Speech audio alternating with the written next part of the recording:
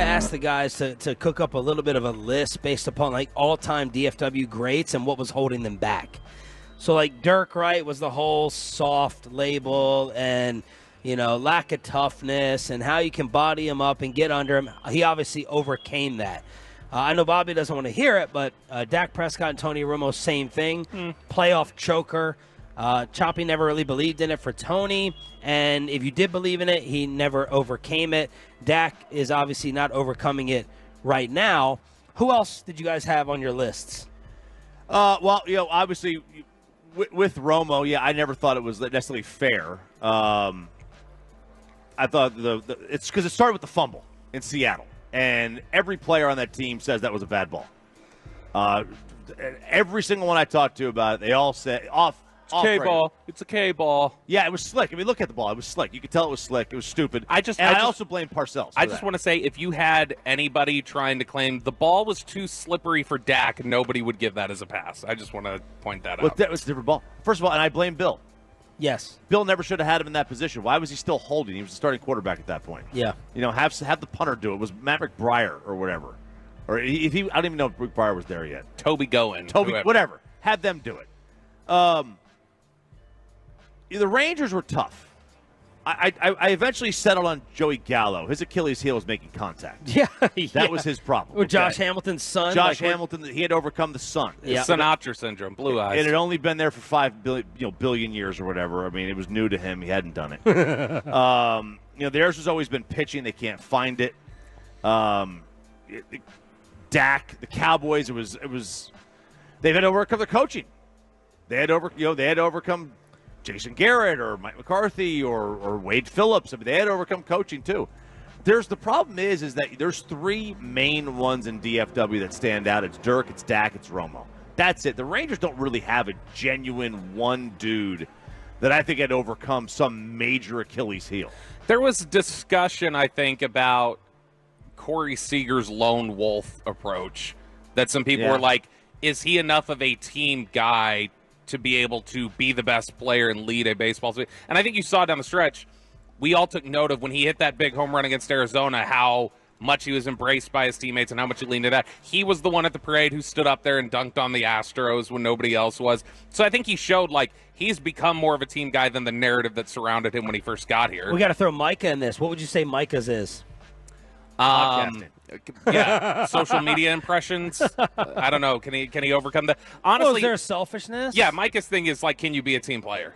That's the question about Mike is can you do enough for the team? I think Des Bryant was one who I think a lot of people felt like you could have achieved more if you would not have been similar to Luka, so emotionally volatile in the course of games when things didn't go right. So let's put the 3 in order of the current ones on the belief you have of them overcoming it.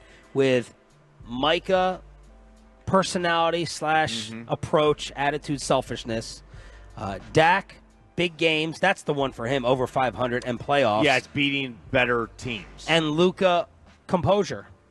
And before, I'm curious, does CD rank at all on this? No. For some of his people, because people accused him of being Des-like with the emotional stuff, and he's made progression. He's had a couple. He's a couple blow-ups. He's had a couple. Yeah. You're allowed to have a moment of. He's had several though. I mean, the San Francisco game, he isolated himself, and that was a big talking point coming out of San Francisco. Yeah, but I don't hold a knock against him for that because he fixed it. Yeah, they fixed the offense. Well, then is he the model for Luka? No, CD's not even in the discussion. Let's keep it at Dak, Micah, Luka. Okay. 1, 2, 3 likelihood of overcoming whatever the knock on them is. I think Luka's is one that is instinctive, but also kind of comes with age and with maturity. That's probably the most likely to change, just because I think you'll change not by necessarily anything you do, just by getting older. Yeah. Micah is again. That could change too. That could change. Here's what is a selfish defensive end? What, you're just trying to get sacks? Oh darn. Well, I mean, yeah. If your job or your responsibility on a given play is you need to drop, you need to do this, and he goes, I'm rushing the quarterback, and they have an open area of the field that they bust. That's a pretty big deal. That's a big deal. You're right. Are we saying Micah leadership is the knock? maybe. Does he have to be, though, is the question. No. Look, I think the most likely one to break it is Dak. And it's not because I loved it, but I mean, Dak is literally just can you play better in crunch time? Luka and Micah, we're asking them to change as people. Well, crunch time is the beginning of the first quarter for some of these games. At least the Green Bay game. Yeah. Sure, the level, the playoff level, though. Playing better in the playoffs. Does he play better in the playoffs? That's the biggest question. Him, Dax is about execution. Luka and Micah are about personality. You have to change who you are as a person. That's interesting. What's easier to change? Because, well, what if it's in Dak's head? I'm not trying to trigger you here. Because I think Dak is fantastic and underrated. But what's easier to change, your personality or your ability? Like your personality is easier to change. Right. No. But if he's shown the ability, it's the not platform. against over 500 teams. But no, like if you look not against really really good teams. If you look at how he's played in because again, that's regular season versus playoffs. One is a pressure thing. One is a responding to pressure. He's played well. Like he has numbers against good teams in regular season settings. It's been playoffs. It's been that spotlight. How does he play in that moment? How do they And so to me, he just has to show. There have been times he's played better against, he played better against Green Bay in that playoff game in 2016 than he did earlier in the year during the regular season against them. So to me, it's a question of elevating on that platform, not having the spotlight be too bright. I don't know that Luka and Micah are going to, at this point, change how they view the world. Listen to the maturity of Derek Lively when asked about the Mavs issues, referees, officiating, and all the other topics. We're trying to make them play in our game, but we're trying to understand what our game is because we're not on the same page. We can't sit here and be like, the ref did this, the ref did that. We can't control that. What we can control is the positions that we're putting ourselves in to get those fouls. Understanding that if we're talking and we're getting mad at the referees, they're going to end up they're going to get the last laugh. Wow. That's your leader. And that probably was not any direct shot at Luka, but that speaks volumes to me. I love that. Yeah, he's going to be...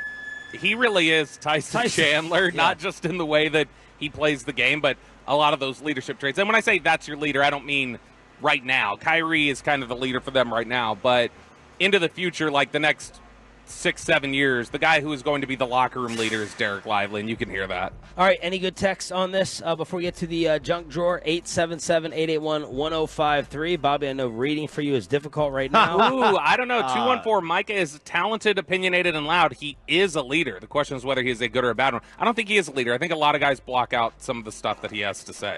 Some people are saying, Jamie Benn with the Stars.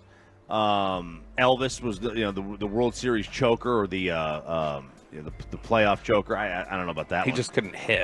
Pudge could Pudge handle the pitching staff? He didn't do that here. He did do it in Florida.